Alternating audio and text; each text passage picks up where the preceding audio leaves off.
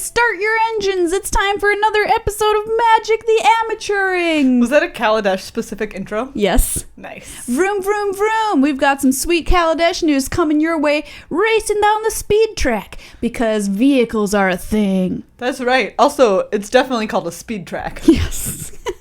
It's called a speed track. Anytime you go to the races, check out those cars on the speed track is what I say. You know in Kaladesh it's called an oval chase? Yes, I do.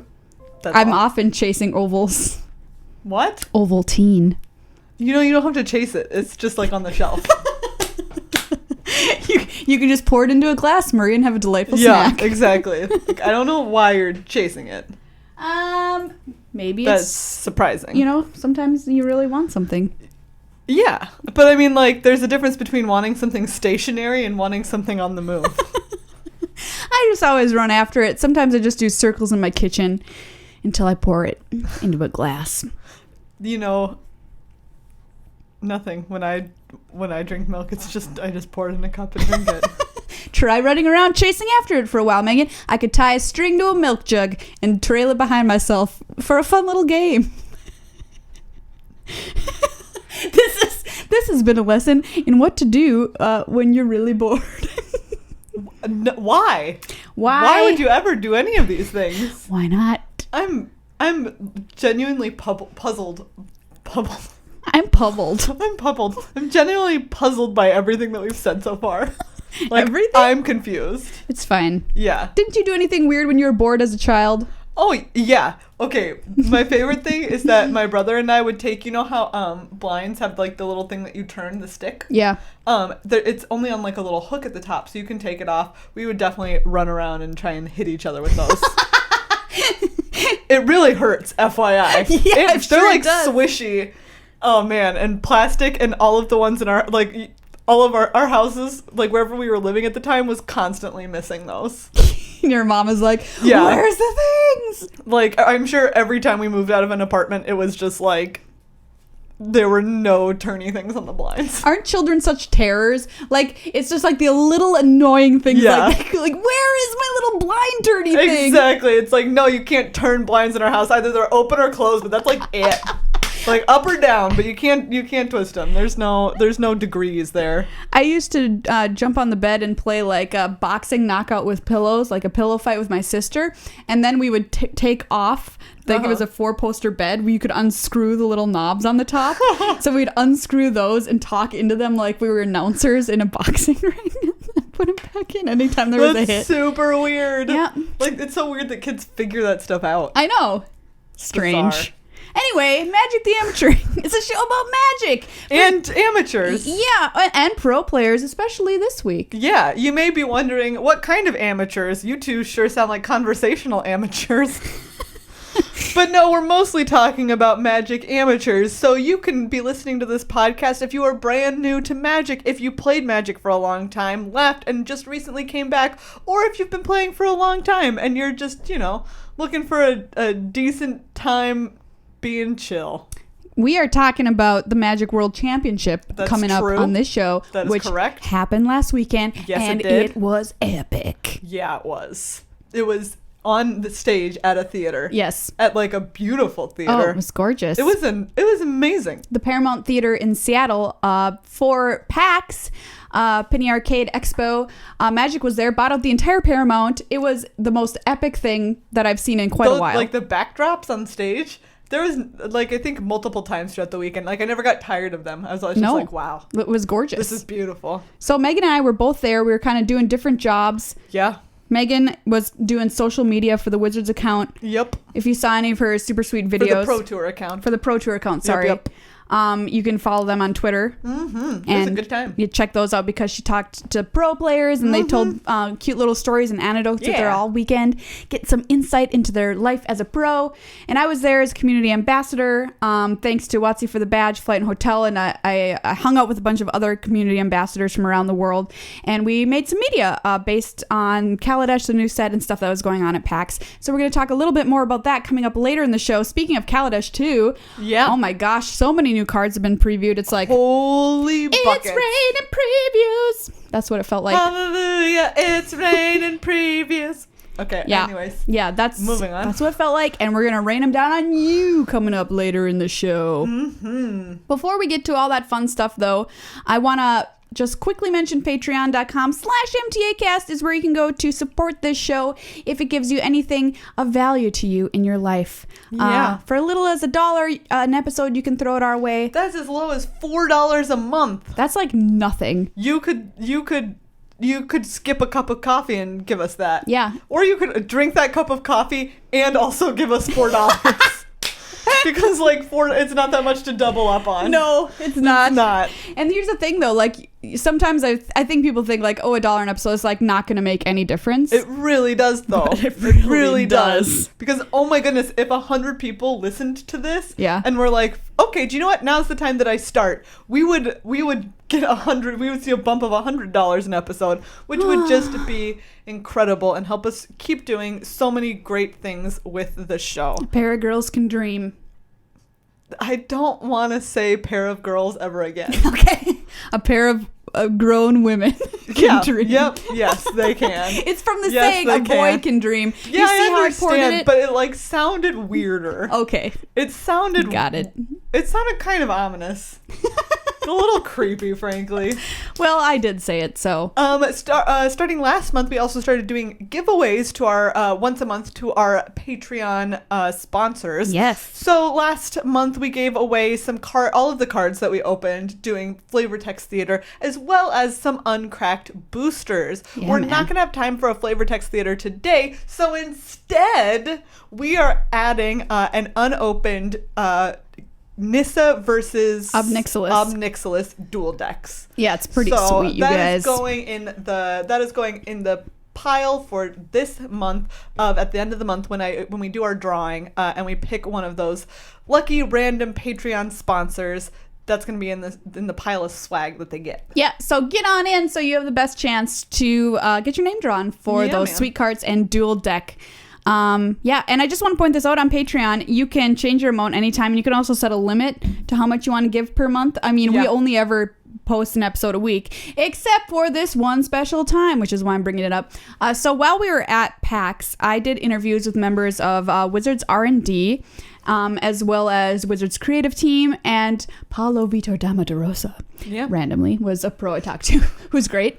Yep. And yeah, so it took a lot of time and energy to put that together. So we're going to do a special episode, which is going to be released either sometime this week or next.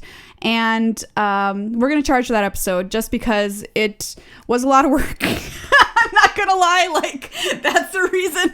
But if you don't want to be charged for it, you can go into patreon.com and just set your limit. If, for example, if you're doing $1 an episode at $4 for the month, and then you won't get charged for it.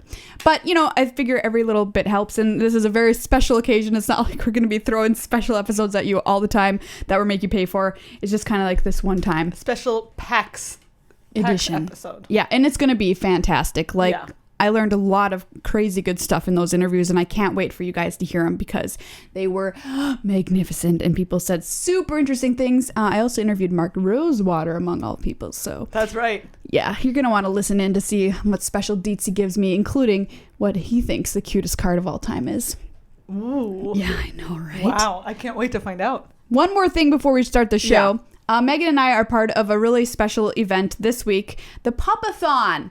That's right. It is a fundraiser for Secondhand Hounds, which is a shelter in the Minneapolis area for all sorts of sweet dogs who need to be rescued or need homes or generally, are just looking for their forever places but need somewhere in the meanwhile.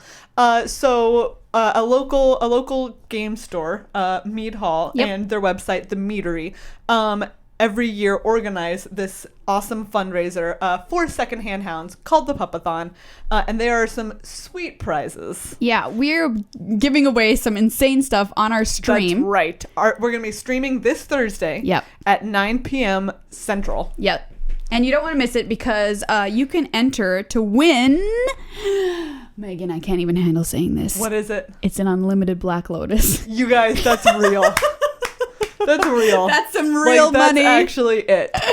So you do need to enter, as we mentioned. There's a link on our Twitter. Also, if you go to themeadery.org, you can find out more about it there. So support the pups and have an awesome shot at winning just an insanely cool card. Yeah, and if you don't win the Black Lotus, we also are giving away 4 giant oversized cards. Yeah. And we were playing around with some of those at PAX this weekend, and they are sweet. Yeah. They're not pretty Kaladesh. Cool. I can't remember what set they are, but it doesn't matter. No. It's 4 giant oversized cards. You could have a card that's like this, like as big They're as huge. You. And you can put them up on your wall, have it forever, and all it takes is a donation to the pups. And who doesn't love a Doge? Am I right? You're right. So check out our stream Thursday, 9 p.m. Central. Go to themeadery.org to donate to the pups for the pupathon. Do it for the dogs. Do it for yourself.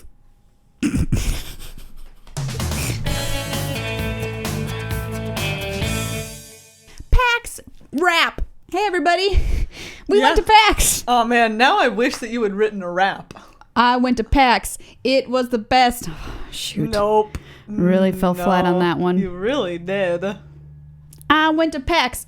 I didn't show my cracks. Ugh.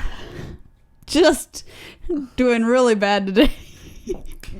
I'm like trying to think of stuff to help you out. You collect pins, all for the wins. I mean, I think that you missed out on a pretty straightforward like PAX and to the max rhyme. Oh, that was it. Sorry, buddy. Didn't get there. No, you super didn't. Maybe a reason I didn't get there is because we were so tired. We're pretty tired. Because we did so much stuff. That's right. It was super cool. There was so much going on. As we mentioned, Magic had not only the Paramount Theater, but they also set up a street fair in the street next to it. Oh my gosh, that was so cool. They got to close off a city street. I mean, how many people can say they've closed down a city street for something other than a standoff? Yeah, like the mayor? I feel like it happens. Like, protesters do that. Okay, yeah, protesters. Yeah. It takes a big event, is what we're trying to say. Exactly. Someone with a gun in a house, or a bunch of people peacefully holding hands. Oh, boy. It's getting dark in here. But the street fair was so cool. They had glass really blowing. Was. They had tattoos. Not real, fake. I had a big airbrush tattoos. Kaladesh on my arm. Mm-hmm. Yeah. You could see lots of cool preview cards. They had some of those giant preview cards that we were talking about. There was great food. There was a huge elk puppet. There was, it was like 16 feet or something. And when they were huge. pulling it in part of the parade, its legs moved. It was super cool. Yeah, and you can see this kind of stuff. I'm going to post up a gallery of pictures from PAX that I'm going to make public so everybody can see them. Yeah. And you'll be able to see this cool stuff too. Like I'll put up a photo of that elk because it was just epic. It really was. It was so tall. And a cosplayers meetup with a ton of people who showed up to it. Yeah, I believe it. I mean, and great work by all of them. There's some epic costumes out there. Mm-hmm. So, like we mentioned at the top of the show, we ended up creating a ton of media from PAX and about Kaladesh. And if you want to check in on any of it, just head back to Twitter at MTAcast and go through our tweets, and you can see a lot of it. Maria, what are some of the videos that you made? Great question, Meg. Great question. So some of the videos I made, you can find on YouTube as well under Magic the Gathering's account, because I did a little PAX preview video with Jimmy Wong from the Command Zone, who's just an awesome dude. Yeah. I talked to cosplayers, actually. That video is really interesting. You can find that under Magic the Gathering's YouTube as well. And then I went off on my own and shot a video in the Learn to Play area. In the Paramount, which was really cool. The Lady Planeswalker Society, which they've done in the past, was once again hosting an event teaching. I think they taught more than 600 people how to play Magic. Can you imagine? In one weekend? Yeah. Like 600 people. And they were in there teaching. I mean, it was just like, it warmed my heart to see all those little baby Magic players being created before my eyes. Baby Magic players of all, do you know what? They walked in there all different heights. Yeah, they did. But while they were there, they were all baby Magic.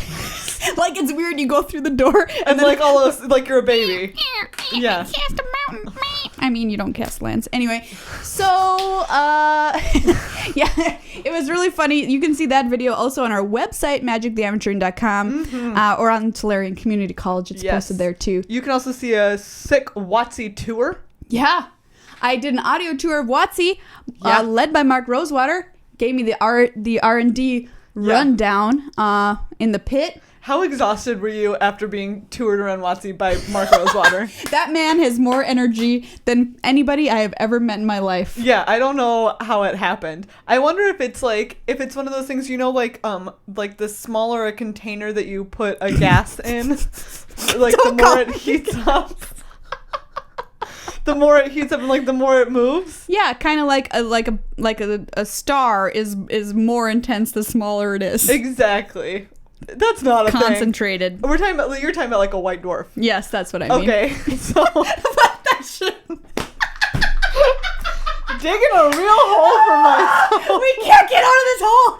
We can't get out of this hole. What I'm saying is that Mark Rosewater was probably supposed to be like 8 feet tall. Yeah. But or so like 3 people. He has the energy of an 8 foot tall person that just got condensed down. Yeah. He does. We learned some cool things. And here's the thing, like, you can't just go into Wizards and take a tour. That's not something that can happen. So go listen to it. Mm-hmm. It's on our feed. So if you have the podcast feed on your phone or whatever, it's in there. Check it out. It's kind of interesting. So yeah. WotC tour. Megan, what were you up to the whole weekend? Holy cow. I was working the World Championship. Yeah. I was doing all of the social media coverage for the Magic Pro Tour account, which I didn't think that it was possible to get tired just by tweeting. Yeah. Let me tell you that if you're trying to do a good job at it, it's exhausting. Yeah.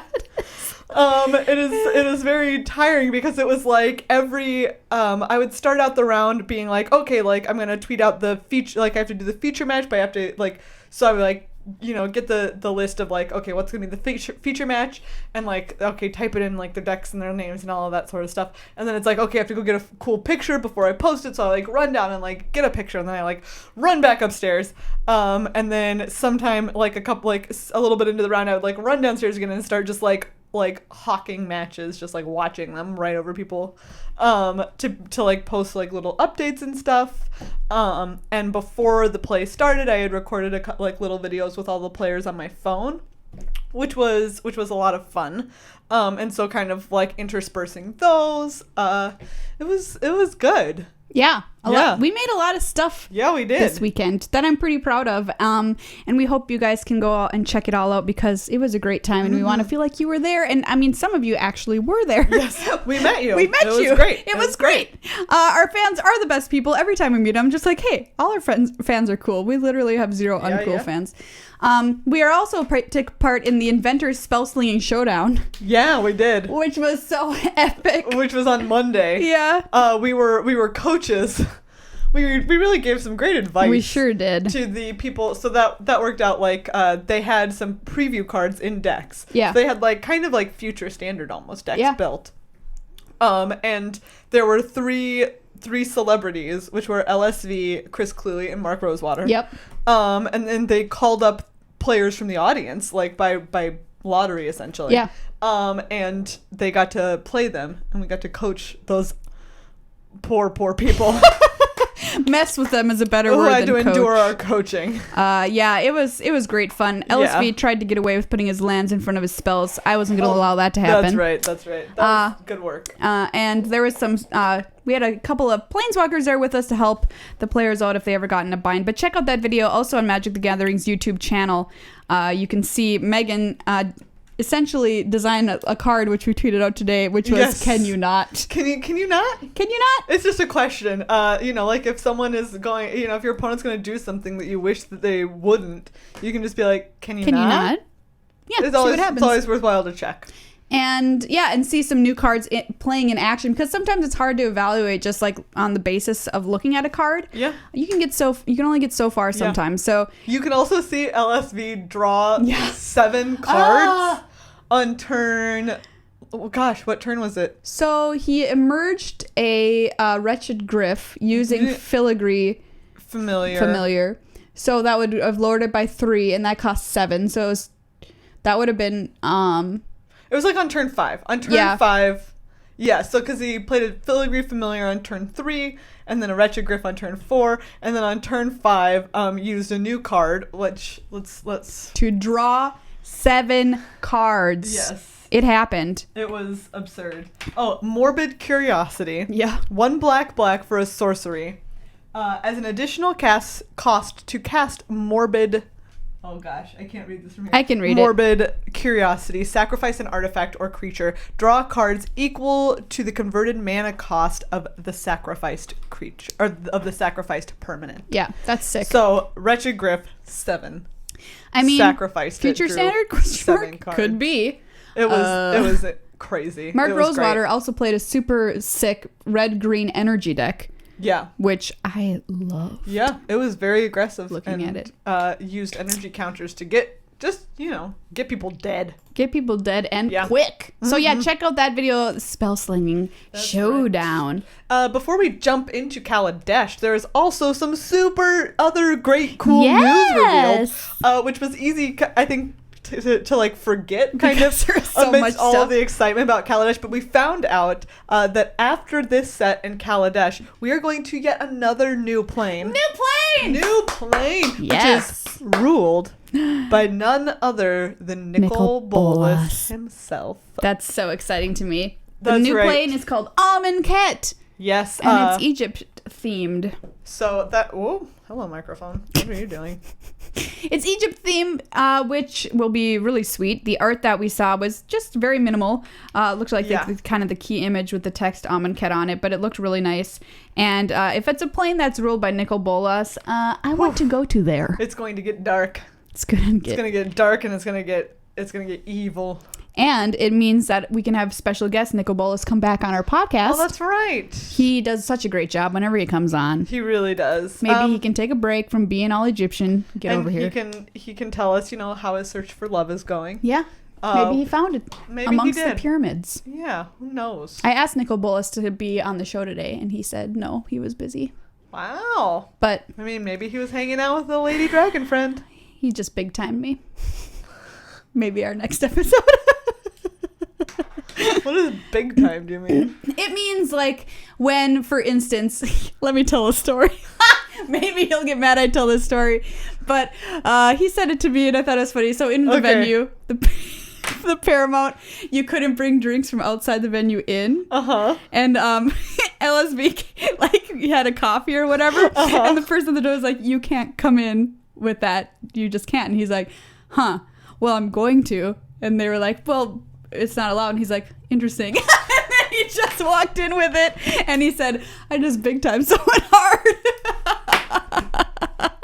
That's amazing. I know, it's so good. It's so good. Are you serious? Yes. Oh my god. Yeah. I tried to go in with coffee and they wouldn't let me. So I just went around to the stage door. Which was like a way less baller way of getting inside with coffee. Woo!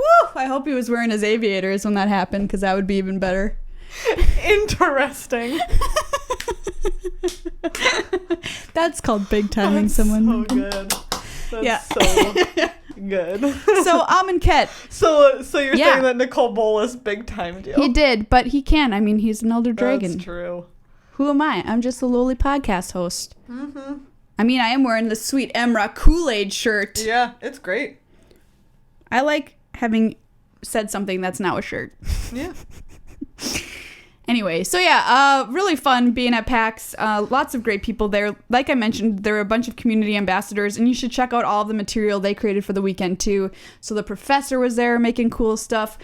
We had Josh Lee Kwai from the Command Zone there making cool stuff. We had people from Australia. We had people from China, including a super famous movie star who brought his entourage, which was a real thing. That's so amazing. We had the Windmill Slam guy there. Yeah, it was great. So you can find out who all went by visiting dailymtg.com. There's a list of all the community ambassadors, and I also tweeted it out at some point. But yeah, lots of cool content was made throughout the weekend, and just in my opinion, a great move by Wizards to invite the community in to kind of help kick off Kaladesh, kick off the World Championship, create just a ton of great stuff, create camaraderie between all the community members. We all got to talk and exchange stories and talk business together and develop a better relationship with each other too. So I think it was just a win-win-win-win. That's 4 wins. 5 wins. 5? Let's give it 5. Win-win-win-win. Win-win-win-win-win. Win-win-win-win-win. Yeah. I was also in a game show with Windmill Slam, which got out of control. So he does a game show on his podcast, and it's kind of fun. And the professor and I and Gavin Verhey were on it, and it got chaotic. I don't know if it's up online yet, but follow Windmill Slam on Twitter if you want to see it. I won't spoil it and tell you who won this game show, but it's very clever and very fun. So yeah, nice. That'll be a good video too. Josh Lee Kwai did a vlog, which you can check out. He tweeted it. I make a brief appearance. The professor's quite funny because those two have like a love-hate relationship. More like all love, but like pretend hate. Yeah. And it's pretty funny. Adorable.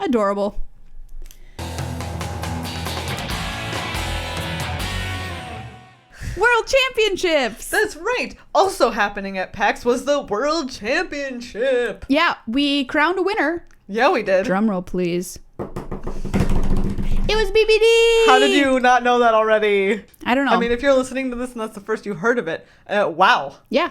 Wow. Great job. You managed to be spoiled by us. Exactly. Do you know what happened at the end of the new Star Wars film?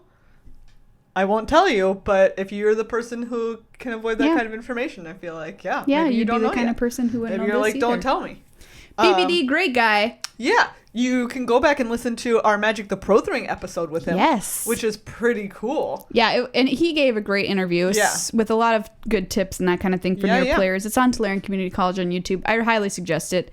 And he's just a really funny, nice guy. Yeah. So it was awesome. He beat Marcio Carvalho from Portugal in the finals. They were playing, Marcio was playing Bant Company and BBD was playing Bant Humans. You can go watch a game 3 that lasts literally over an hour. I remember at some point in the middle of game 3, like I tweeted, players are tied 1-1 and we're in the middle of a tense game 3. And an hour later, someone from Nico retweeted it being like, I'm still commentating this match. Yep. Or not this match, this game.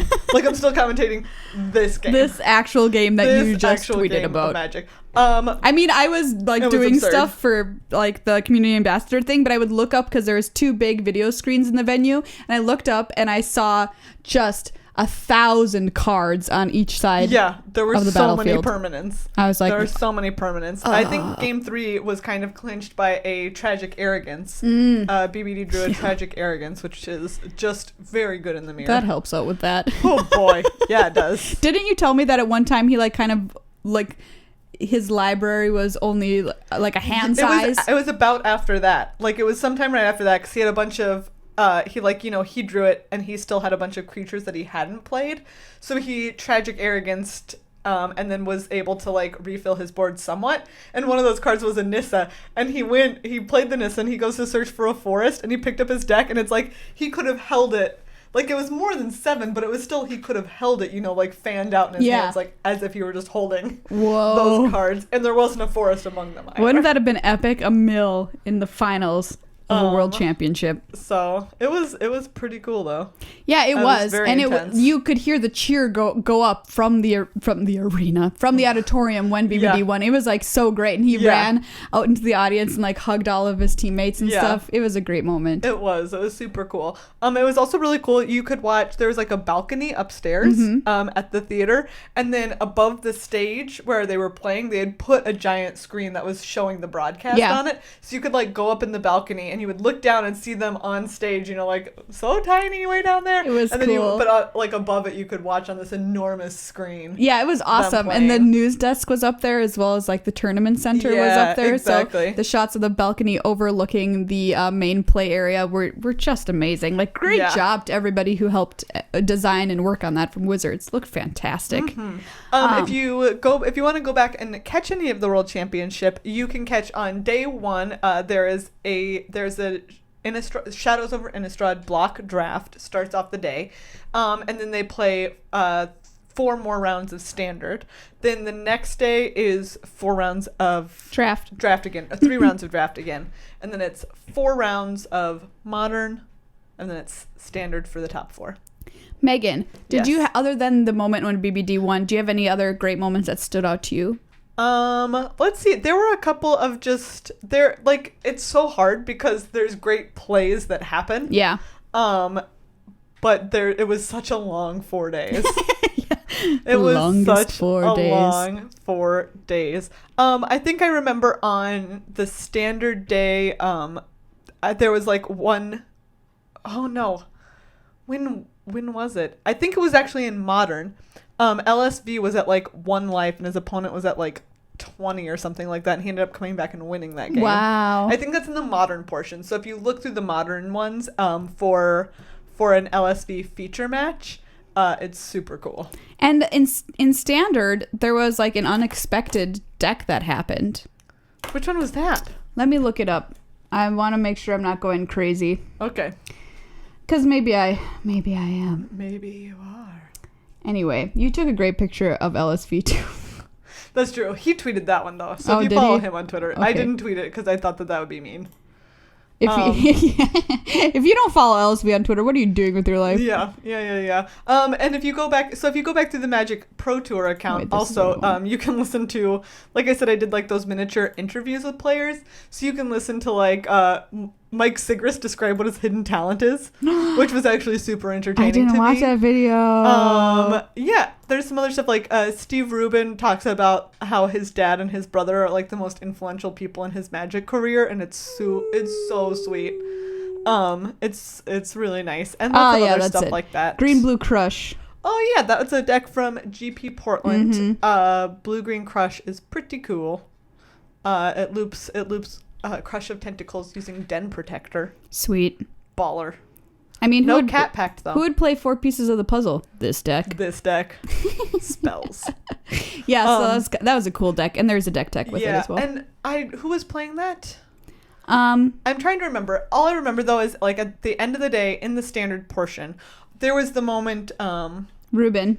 Yes, and there was the awkward game with I think like him and Oliver too. Yeah. Because Oliver was playing Jund Delirium, or no, he was playing Turbo Emrakul, and he had an Elder Deep Fiend in hand, but he was almost dead, and Steve had 2 Lumbering Falls, so it was sort of it was a moment of like, depending on how it played out, either it was a draw or Steve won, and there was kind of some confusion, and it ended up being a draw. But it was really interesting because at the beginning of that game, Steve was attacking with his Den Protectors. He just played them on turn 2 and turn 3, not face down, because when you're playing the Crush of Tentacles deck, it doesn't matter, you end up bouncing them anyways. So he was just kind of like trying to get in lots of early damage, because they ended up going to time. It was a draw because they went to time.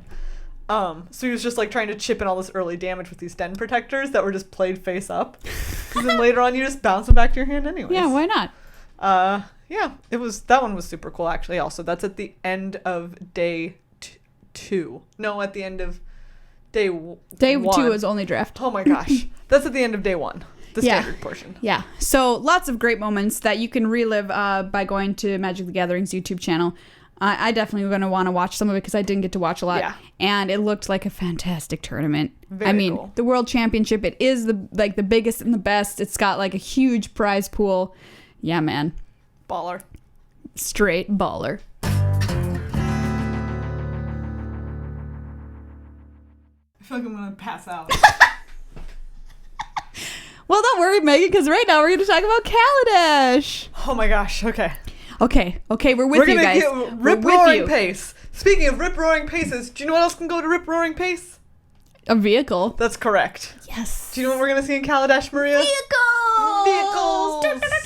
Yeah. It is a brand new card type. Yeah. There have never been vehicles before. It's super cool though. Basically what it is a vehicle. It's a vehicle. No, that's right. There's actually no other way to describe it. Basically what it is. Now that I think of it. Is a vehicle. Okay, so they are artifacts though. Yes. So it's an artifact vehicle. And they come down and they have stats like a creature. But they're not a creature. They're not anything. They're not. Well, they're a vehicle. Yeah. But they can't do anything. No, they certainly They can't attack. They can't block. Because let me ask you, if your car can drive itself, don't answer this question if you work for Google. No, is the usual answer. No. It can't. So you have to crew them, which you do by tapping creatures. Notably, they do have, say, you play something like this let's look at this Demolition Stomper. There we go. I love this card. 6 mana for an artifact vehicle. Its stats say 10/7. Demolition Stomper can't be blocked by creatures with power 2 or less. Crew 5. Tap any number of creatures you control with total power 5 or more. This vehicle becomes an artifact creature until end of turn. Yeah. So if it, if you crewed it, if you played it and then crewed it immediately, it would have summoning sickness. Because it's still like, hey, I just came into the battlefield this turn. Yeah. Calm down, buddy. Still need to put gas in me. Just wait. I mean, ether. Yeah. So that's super interesting. And it also can't be targeted by creature removal unless it's been crewed. Whoa. Isn't so that crazy? You can't blow up my car unless I'm in it. Oh God. Oh God. Yeah. Yep. That's basically exactly it. But the creatures don't die. Notably, if the vehicle dies, the creatures don't die. Yeah. They said that like Kaladesh has great airbags. Yeah. Like a great airbag system. Let this not be a lesson to you in real life. I mean, always wear your seatbelt. Yes. Always wear a seatbelt. Your car should have great airbags. The thing about vehicles is that players have been asking for them for years and years and years. Have they? Yes. Man, I haven't remember heard that. I've thought of vehicles before. Just kind of, I don't know if I've ever talked about it on this show, but in my head, what happened instead of like the crew mechanic and then the vehicle going was that the creatures gained something from being in, quote unquote, in the vehicle, like flying or haste or whatever. And the interesting thing is that vehicles went through more than 20 iterations in Kaladesh before they settled on this design.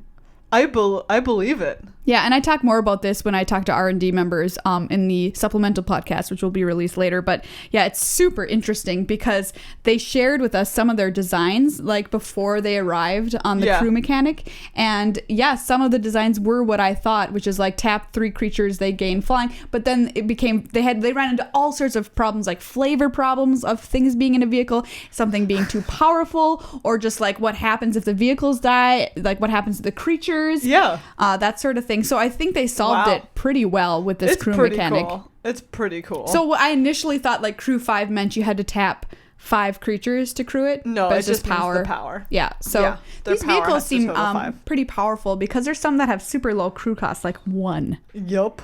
And with servos being something that exists in this set, finding a crew for your vehicle might just be a little robot friend, and it won't be too difficult. Just one tiny robot friend. One little robot friend. So vehicles, here in Kaladesh, I couldn't be more excited. I really want to draft a vehicle deck, and guess who I want to crew that vehicle deck, Megan? Who?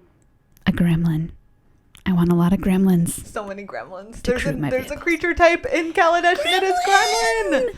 That is correct. So there are gremlins, there are dwarves, which lots of people are super excited about the return of. Awesome. Very cool. Elves, humans. Did I get through all of them? Gremlins, humans, elves, dwarves, Aetherborn, which are what they did for Black's slice of the color pie.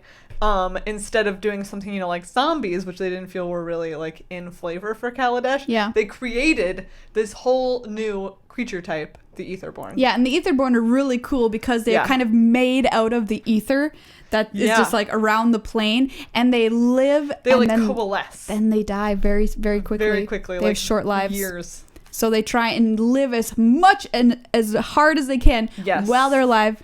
Which makes them, sad. Black's kind of like self-serving. Yeah. Mm-hmm. That kind of, and a little bit reckless. Yeah. So, oh boy, Megan, I can't wait to load up my demolition stomper? Yeah. With 5, like, say there's 1 gremlins or whatever, and I'm like, get in there, little buddies! You drive this big tank! Get in there! 5 gremlins driving a tank. Yeah. Yeah. What more literally can you ask for in life? What more can you ask for? Nothing. And my joy about this, is kind of, Megan showing off the gremlin that we got. The joy in this is that when Kaladesh was kind of revealed and some of the cards were announced, like Saheeli Rai was announced at PAX, I have never had such a reaction to a set that was so excited and just overjoyed for this set. It's a very optimistic, kind of happy world. It's very so bright and colorful, and there's fun things like gremlins and vehicles. I don't know, Megan, have you ever, honestly, this set is just I'm in. Yeah. Have you ever had a reaction to a set like that?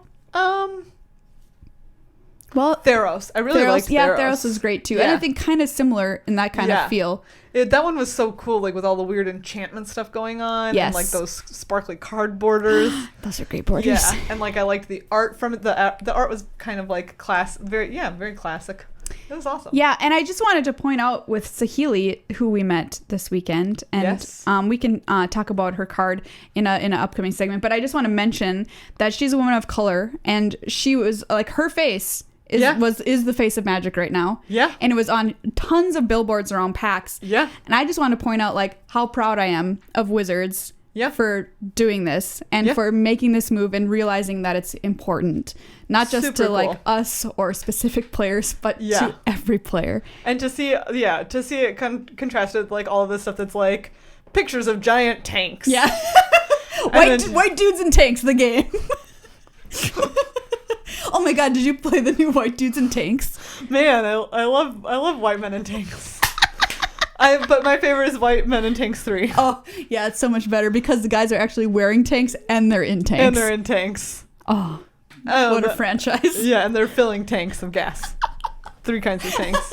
That was how the tanks like kept their game going. Yeah. Was that they would add a new kind of tank every time. So at first it was just like what you think of classic tanks. And then it was like guys in tanks filling tanks of gas, and it was guys wearing tanks in tanks filling tanks of gas. I don't know where they're gonna go next. Who knows? I don't know where they're gonna go next, but I'm sure they'll go somewhere. Yes. I was talking about this with Mel Lee and Kimberly from the Magic kind of story and world design team, which you can hear in the interviews too. Just to get their take on why it's important and where WotC is hoping to go with it. So that's my like third and final push for you guys to listen to those interviews because I think it's really interesting to get some insight into that too. Yeah. So, anyways, it was super cool to like walk down the street and then like on the giant Paramount billboard is Saheeli Rai, and it's like And it was kind of the first Planeswalker that I really felt that I identified with. You know, like I like Liliana and all because she's like weird and creepy because I'm kind of weird and kind of creepy. Yep, you're both those things. But I don't actually do necromancy or anything like that. Yeah. You like that Saheeli is like, she's kind of like like an inventor. She's an inventor. Like her inventiveness. She makes stuff. She is proud of what she does. She's not afraid to show it. She's like good at what she does. She's kind of like an entrepreneur with making these inventions and showing them off and sharing them with the world and whatever. So like, I totally like, cool. You know, I love that. I love that about her. So anyway, just super stoked. Yeah, man. Agreed. Megan, just a quick, do you want to do the story?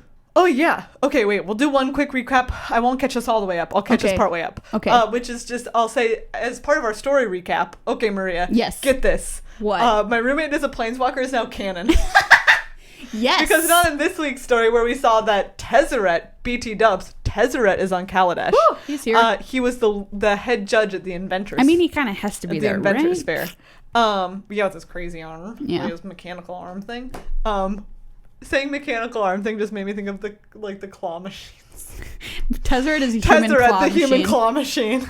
That's his new Planeswalker name. Exactly. Oh, shoot. We weren't supposed to say Wizard Secrets on the show. Sorry, guys. Tezzeret, human claw machine. 3 blue, red. Wait, is he just blue? 3 blue, blue. He's been blue, and he's been blue, black. Okay. +1. You get to claw one of opponent's creature. You get to like pick it up for a turn. Yeah, pick it up, use it for a turn, and then it goes back. Yeah. -10 ultimate, put 10 bees. Put 10 bees. So anyways, but before we get there, and Chandra saw her mom in the crowd. She was like, "What, Mom? You're alive? Her mom's not dead." She thought that her mom was dead. But did you see that art today? Her dad seems super dead. Megan, did you see the art of like? Yes, them hugging. Oh, so sad. So sad. Anyways, so before that, they were all on Ravnica again, hanging out at Jace's place. They literally all live there except for Liliana. Like Gideon's there, and he has like his workout room.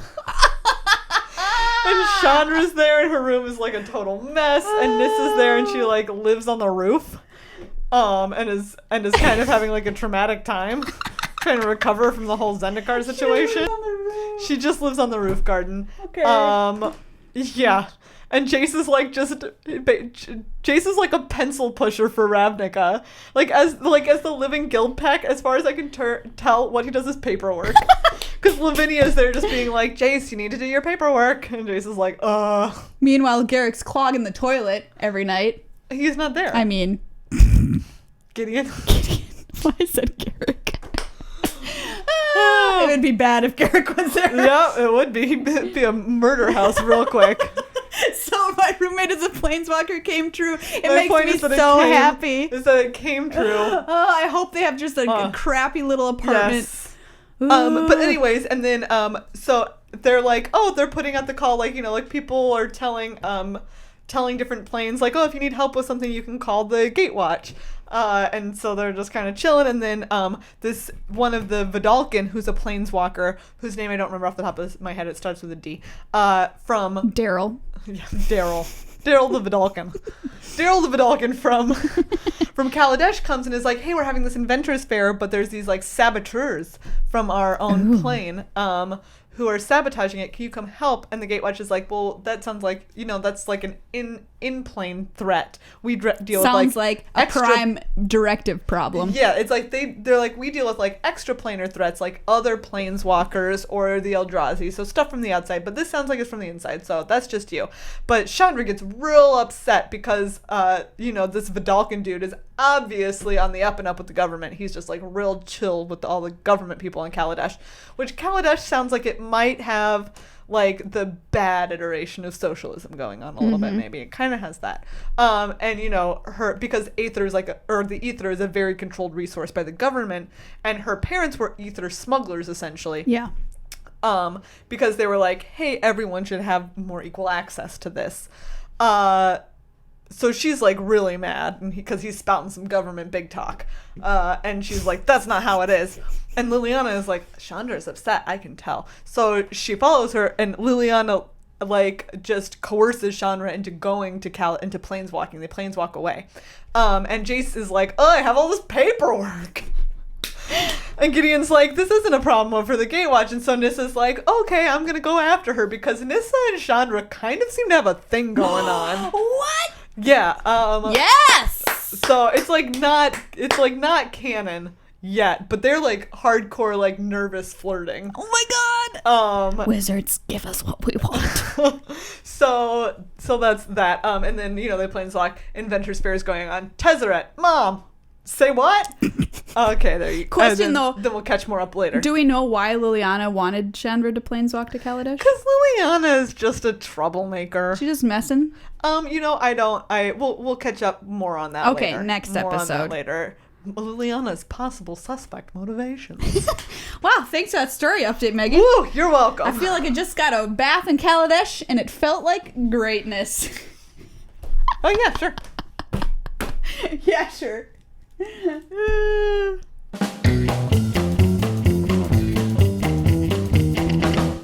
Kaladesh deep dive. Oh boy, you guys, we just barely scraped the surface right now, so now we're going to talk more about Kaladesh, because who likes scraping the surface? Dentists.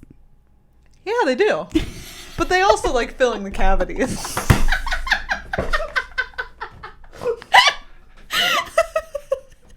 Oh god.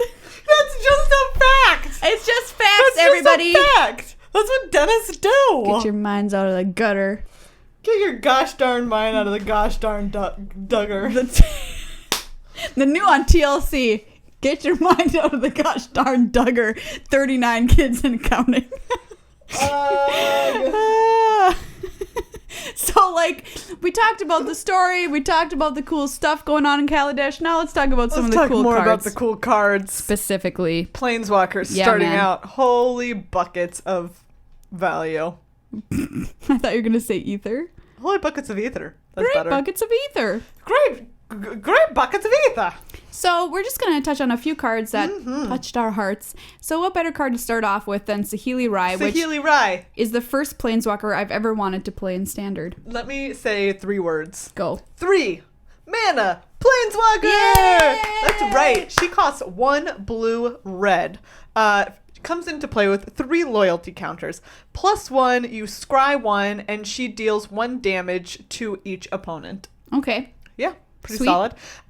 You can -2 her and create a token that's a copy of target artifact or creature you control, except it's an artifact in addition to its other types. That token gains haste, exile it at the beginning of the next end step. Wow. Imagine so that smashing for some damage. with like Reality Smasher or like oh, gross. imagine it even with Reflector Mage. I know that's another boy. color, but gross. Yeah, man. And -7, search your library for up to 3 artifact cards with different names. Put them onto the battlefield, then shuffle your library. Yeah, this card is good. Seems pretty sweet, you guys. You can improve the quality of your draw while pinging away at your opponent's life total. You can smash in for a bunch of damage by copying something. Yep. And eventually you can search up 3 sick cards. Wow, so great. Very cool. Speaking of sick planeswalkers, man. Yeah. Chandra herself. Back at home. Torch of Defiance. Ready to be the best card we've seen in probably a long time. She has 4 abilities. 4. How many? 4. Say it one more time. 4! No, that 4. was me. I just hit a golf ball. It's coming for you. No! That's right. Also, I love the name Torch of Defiance. That's great. It's pretty cool. 2 red, 4 loyalty counters. Maria, tell us, what sick action is Chandra getting up to? +1, exile the top card of your library. You can cast that card if you want or whatever. If you don't, Chandra Torch of Defiance deals 2 damage to each opponent. That's right. Keep in mind that if it's a value, land, either you way. can't use it, but then she deals 2 damage. Yeah, so like who cares? Who cares? You can also +1 her again to add RR to your mana pool. So why would you want to +1 and hit a land off of that first ability? Because you could just get red anyways. Yeah, pretty sweet. Sick. -3, she deals 4 damage to target creature. Nice. Which is a healthy amount of damage. So even really if is. you just want to use her as removal, she'll still survive. She'll have 1 loyalty counter left the turn you play her. -7 in her ultimate, you get an emblem with, whenever you cast a spell, this emblem deals 5 damage to target creature player. Oh, boy. Only 3 turns before she ultimates. Yeah. Just FYI. Yeah. Well, that's a beating. You're not dead. I mean, like, too long after that happens. No, you're not. Honestly, if Chandra stays on the table, you're just in so much trouble. Yeah, you are. You're just in a lot of trouble. All right.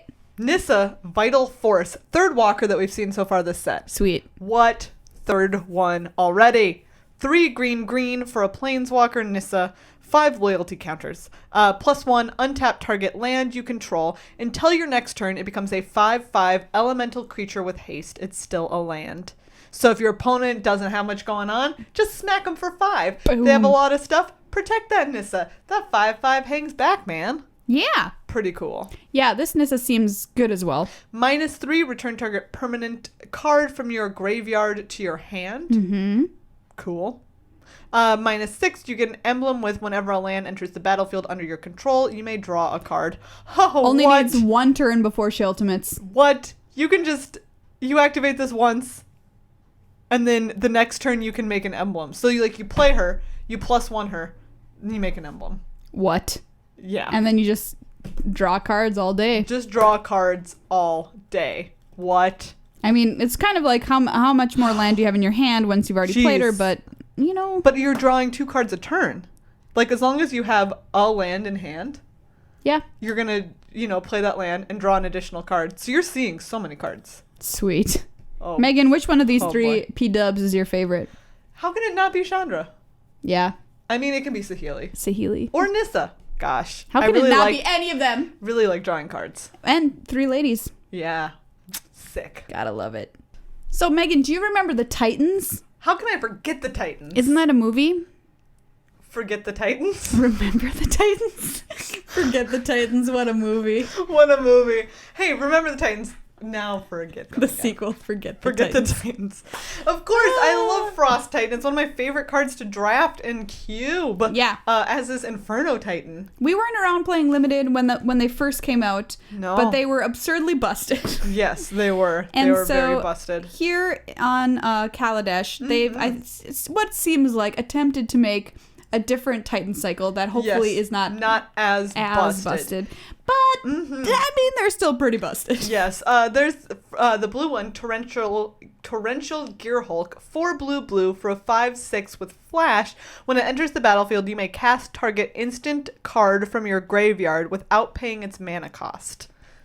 Snapcaster Mage. But no, you don't have to pay it. No. Just cast it. Just get it. Also, it's just an instant, interestingly. Yeah, that's true. I mean, crazy. This card, in limited, they are certainly OP. I mean, Noxious Gearhulk, 4 black for a 5/4 menace. That destroys a creature. Just destroys a creature. And then that's not it. You gain life equal to that creature's toughness. Oh boy. So the green one, Virtuous Gearhulk. Is that a real word? 3 green, 4/4 trample. When it enters the battlefield, distribute 4 +1/+1 counters among any number of target creatures you control. Sick. So you can just put them all on another creature. You can spread them out. Do whatever you want. These elves are really good at ether shenanigans, because if someone was like, hey, I'm holding this Inventors Fair, what would you like to invent? And I was like, a giant walking robot that kills people.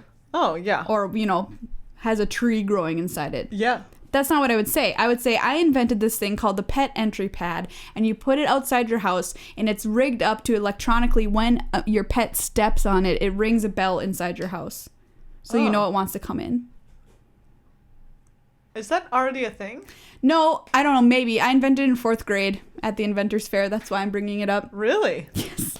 It was because you just rigged it up with 2 metal sheets, and so when they touched, it rigged the electronics inside the house to go bring, bring, bring, bring. Yeah. So your kitty wanted to come in. It completed the circuit. Yeah, we had indoor-outdoor cats. That's why I invented it. It probably already existed. Who knows? But I had dreams as a 4th grader. Cataclysmic Gearhulk, the white one, 3 white for a 4/5 vigilance. When it enters the battlefield, each player chooses from among the non-land permanents he or she controls an artifact, a creature, an enchantment, and a planeswalker, then sacrifices the rest. So if you wanted so this is Tragic Arrogance on a stick. Yeah, this is Here you go. For the same cost. And notably, it's an artifact creature, so you can choose it as your artifact that lives, and you can choose another creature as your creature that lives. And the flip-flop goes if you have a great artifact in play. Oh my god. I'm very excited for that. What a card. Yeah. That's a straight bomb. Some of those gotta show up in standard. Right? Oh boy. I mean, that one I feel like is at least sideboardable. Yeah. Depending. All right. Then we have the completion of a land cycle. The story has come to an end. That's right. With what are these ones called again? Fast lands? Fast lands. They enter the battlefield tapped unless you control 2 or fewer other lands. So play these first. Exactly. But these are the ally color pairs. Yes. So we have Concealed Courtyard, which is a black-white, Spire Bluff Canal, which is blue-red, Blooming Marsh, which is green-black, Inspiring Vantage, which is red-white, and Botanical Sanctum, green-blue. Wow, I can't wait for the day when they just flat out run out of words. Ways to make these dual lands represent both halves of their identity. Like, there's not another way to say mountain. It's just like the marsh. Spire Bluff. It's just like, and Spire they've used before, so now they're like, they're just like swapping them around.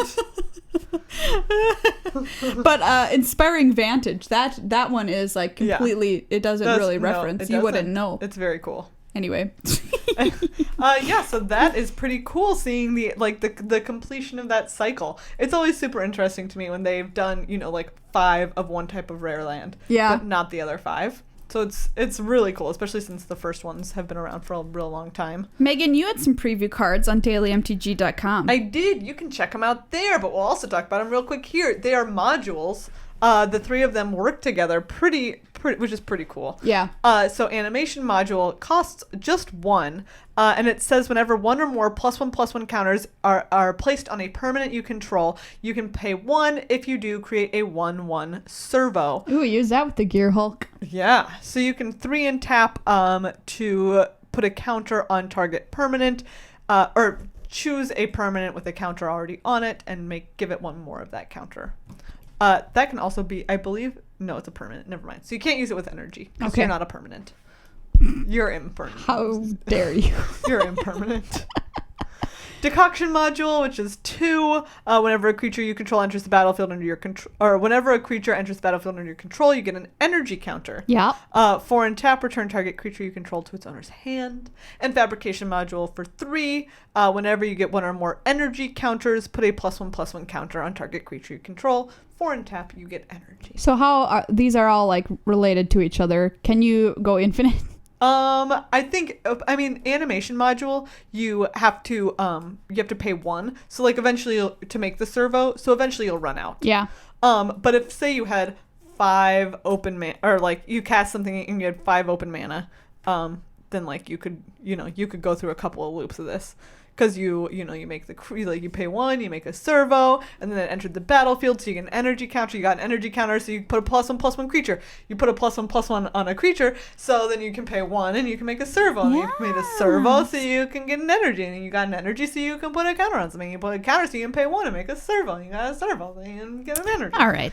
You get the idea. But let's take this moment to talk briefly about energy, which is something brand spanking new in this set. Holy buckets of energy. So energy, also known as mechanic E before this weekend, was a mechanic that Mark Rosewater had been trying to figure out how to utilize in previous sets of Magic, and it didn't quite fit or whatever. Perfected it here for Kaladesh, and it's really interesting because it's an additional resource you can spend that's like mana, except it's not mana. Yes, there are specific things that you can spend them on. So for instance, there is a card, Architect of the Untamed, which allows you to pay, is it 7 or 8? It's a lot. It's 8 to create, you can pay 8 energy 8. to create a 6/6 beast artifact token. Yep. Which is pretty sick. There's other creatures that you can pay energy to put counters on them. Yep. Or pay just to give them a boost until the end of turn. Stuff like that. I wanted to point out a new burn spell. Oh, yeah. Which is sick. Oh, God. It's so good. So we saw Mark Rosewater preview this in the Spellslinger Showdown. Harness Lightning. For 1 in a red, it's an instant, because anything that with lightning in the name almost has to be. Choose target creature. You get 3 energy counters. You then we're not done. You may pay any amount of energy. Harness Lightning deals that much damage to that creature. So this is 2 mana, 3 damage to a creature. Or if you have more energy counters, more damage. Just 1 billion. Or if it doesn't need 3 damage, it's 2 damage, and you still have an energy left over. Yeah. For something else later. I mean. Oh boy. Sweet.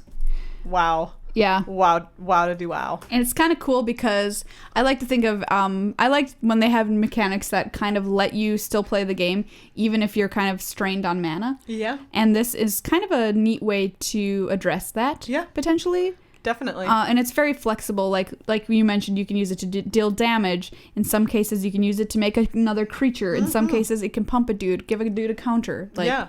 You previewed a card.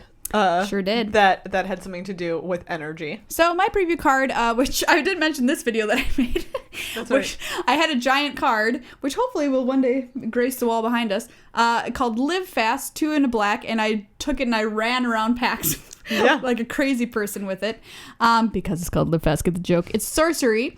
You draw 2 cards, lose 2 life, and get 2 energy counters. Ooh. Boom. It's features in Etherborn. Yeah. So that's why they're trying to live fast. Man. And it's paired with Prof's preview card, which was Die Young, which is 1 in a black for a sorcery. Choose target creature. You get energy. Then you may pay any amount of energy. So this is kind of like the Harness Lightning card. The creature gets -1/-1 until end of turn for each energy paid this way. Very cool. So yeah, the two kind of live together and their names go together. Awesome. Live fast, die young. Wow. Yeah. Sad. We also haven't talked yet much about Fabricate, which is yet another mechanic, the other new mechanic of the set, which happens on creatures. And basically, for instance, Propeller Pioneer, 3 and a white for a 2/1 flying, and it says Fabricate 1. That means when when it enters the battlefield, you can either put a +1/+1 counter on it, so you have a 3/2 flying, or you can make a 1/1 servo. Sweet. Yeah. So it goes, it goes with the modules. It goes with crewing those vehicles that we talked about. This is pretty cool in general. Yet another mechanic that we're going to get to see in action. Cards are always stronger when you have an option. Yeah, they are. So if this was just... They also allow you to make more mistakes. That's true. But because you never know, you might be like, oh, the counter's way sweeter. You never know when you're going to need that little servo to crew a vehicle. You never know when you're going to need that extra point of power, toughness in the air. Mm-hmm. Flexibility on cards is absolutely something you look for when you're looking for a powerful card, especially in limited. Yeah. Speaking of a powerful limited card, I just want to bring this up just because it's sick. Aerial Responder. 1 white for a 2/3 flying vigilance lifelink. That's it. What more do I need to say? That card's disgusting. Oh my gosh. How do you beat that card? Sometimes it's going to take you a few turns, and by that time, I'm going to have 1,000 life. What are you going to do? You'll be at 1 million. You'll be at 1 million life. Speaking of being at 1 million life. Yeah. Do you like these segues that I've constructed? They're great. You're rolling. Just keep going. All right. Aether Flux Reservoir. It's an artifact for 4 colorless mana.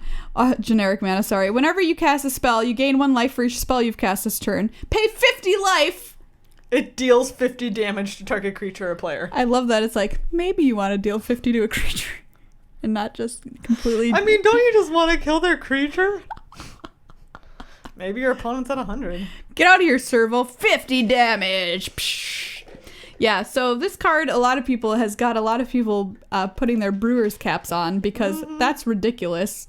And I would love to see something happen with that card. Oh, I would love to see just once in Standard someone. Yeah. Someone's gonna try and do it. Yeah. I feel like we said the same thing about Demonic Pact and it happened. Harmless Offering, and it totally happened. It did happen. It was great. The only question is, like, how do you get to 100 life? That is a lot of life. I suppose you only have to 100? gain 80 more. What? You don't have to get to 100 with this. I mean 50. Whoa. No, this card's totally doable. Wow, you thought it was 100. Yeah, now that we're like, no, it's 50, you're like, huh. Shit, man, easy. No problem. NP. You could use... Is Felidar Sovereign still going to be legal? No. Oh, well, never mind. Wait. Yes. No? Yes. No? Yes. Yes. Yes, it is. Okay. Yes. We're going to build a life gain deck. But at that point, you would already win anyways, because Felidar Sovereign says if you're at 40, you win. Wait, isn't Felidar Sovereign just better than... I mean... I guess why not have both? Why not have both? Okay. Because you're going to have a terrible deck. You can use this card for Storm as well. Oh, that's true. Because you'd guess a lot of spells in a turn. Gain a lot of life. That's true. This costs way more than anything that ever happens in a Storm deck, though. No, it does. It's just like a random win con, I suppose. I don't know. So weird. Anyway. Just wanted to talk about those cards because they're so sweet. Oh, do you know what else is so sweet? Yeah, the little fox. It's a little filigree familiar. He's a little artifact fox. So cute. He's so cute. Megan, cutest card for this set. Now, several people have said this to me, and it's so true, is going to be the quest of a lifetime. I don't know how I'm going to choose. I think someone mentioned that we should have like a whole segment this time around that's like our bracket. Yeah, and we'll have to compare each set on the bracket, and then we'll narrow it down to one. Because this is ridiculous. It's absurd. I saw Gremlins, and I was like, why is my life suddenly the greatest life that's ever happened? And then I saw this filigree fox, and I was like, what? This fox is adorable. I almost puked because it was so cute. It's so cute. And it's just like a really good card. So for 3 mana, you get a 2/2. When it enters the battlefield, you gain 2 life. When it dies, you draw a card. Yes, please. All right. I'll emerge that any day. Yeah. Sorry. Just pick it up and you picking up and punting it. No. Fox. No, little fox. Little fox, where are you going? Even if foxes make absurd screaming noises, they're still cute. Don't they yell? Yes. Don't they yell and it's like horrible? It's horrible and terrible. And like it sounds like a human yelling. Has driven more than one man to insanity. You guys are not even exaggerating. Like that's about what a fox screams like. Yeah. If you'd like to call into the MTAcast hotline and do your impression of a fox screaming, If you want to send us an email, magictheamateuring@gmail.com with a little voice recording of you screaming like a fox. What have you done? We will sign a copy of Filigree Familiar when it comes out and mail it to you. The winner. We'll pick the best fox scream. Okay. And you can have a signed Filigree Familiar. We'll even find a foil one. What about people who are plagued by fox screams in their life and now we're just like rubbing it in their face? Sorry. Sorry. I mean it. I mean this though. Okay. We're also going to talk about a pair of just cool cards that are in ally color pairs. Rashmi Eternity's Crafter 2 green blue for a 2/3. But it says, whenever you cast your first spell each turn, reveal the top card of your library. If it's a non-land card with converted mana cost less than that spell's, you may cast it without paying its mana cost. Oh, okay. That seems reasonable. If you don't cast it, you just get to keep it. You just put it in your hand. She's an elf druid with just wicked clothes and hair. Yeah, she looks amazing. This is going to be somebody's commander big time. She's so cool. Yeah, she's awesome. She's so cool. This card is very strong. Yeah. It goes without saying. Sick. And here's another one that everybody just instantly loved. Depala, Pilot Exemplar. She's a legendary creature, dwarf pilot rather. And was so excited. People were really excited about dwarves. Yeah. And they want to make a dwarf commander deck or whatever, and you totally can, and she's great because she's a dwarf lord. 3/3. Other dwarves get +1/+1. Each vehicle you control gets +1/+1 as long as it's a creature. Sweet. So vehicles also get +1/+1 because she is a sick pilot, man. Yeah, she's great. And whenever she becomes tapped, you may pay X. If you do, reveal the top X cards of your library, put all dwarf and vehicle cards from among them into your hand, and then put the rest on the bottom of your library in a random order. Sweet. Crazy. This card's good. Awesome. Yeah, dwarf deck will be really fun to play, I think. Very cool. And yeah, if you want her as your commander, I can see that being really sweet. Maria, speaking of living fast and dying young. Yeah. We've been living this episode so fast. We have. We're almost. You guys, there's so many cool cards. We could go on about literally all of them. About them for forever.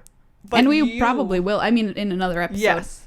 But you can go and look at them also. Yeah. So go, look, talk about them more next time. But for now, we need to pass out. Yeah, we do.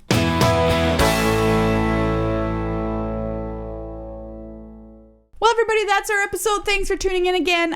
Make sure you catch us at GP Louisville this coming weekend. That's right. We're going to be there. We're going to be teaming once again with Athena, otherwise known as Elantris. The Gnarled Pack rides again. That's right. We'll probably be wearing our sick MTAcast shirts. Yeah. So you can find us because we're wearing them. We'll also be 3 ladies. Yeah, we will.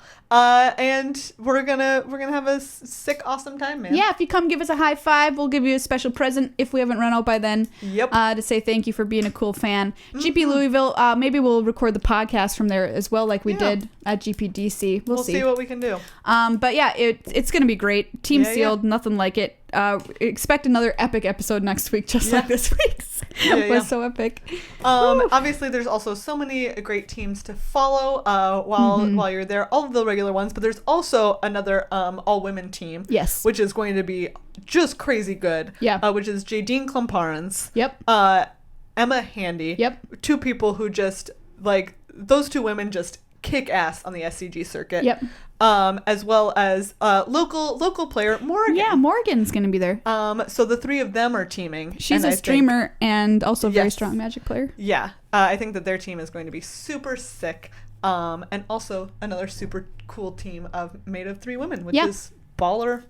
Love and to I'm see sure it. that there will be more because we're cool. Because, come on, it's happening. So yeah, GP Louisville, come say hi and stay tuned for an epic episode next week as well as the bonus episode. I should point out, while I said if you want to go in and change your Patreon donation, that if you're say at a high level, 10, so it makes a big difference to you, it will count towards your monthly goal. So When we say you have to pledge at, like, say 5 months, $10 a month in order to get the playmat or whatever, we really mean a dollar amount. So it will go towards the final dollar amount. So you will get your reward a little faster than you would normally. So if that changes your thoughts about that at all. But yeah, bonus episode coming up soon with interviews with great people from Magic. Check out all the stuff we created at PAX, at MTAcast on Twitter. You can find a lot of it on our website, magictheamateuring.com. Alternatively, you can just type in MTAcast.com now, thanks to help from a very generous listener who bought it for us. Thank you very much. We're in your debt forever. Facebook.com/MTAcast will also show you a whole bunch of stuff that we made, as well as Tolarian Community College on YouTube and Magic the Gatherings channel on YouTube as well. That's it. Ghost. Are you talking to Ghost Host right now? Yeah. That's it, Ghost. That's it, Ghost. Oh, Ghost Host says bye.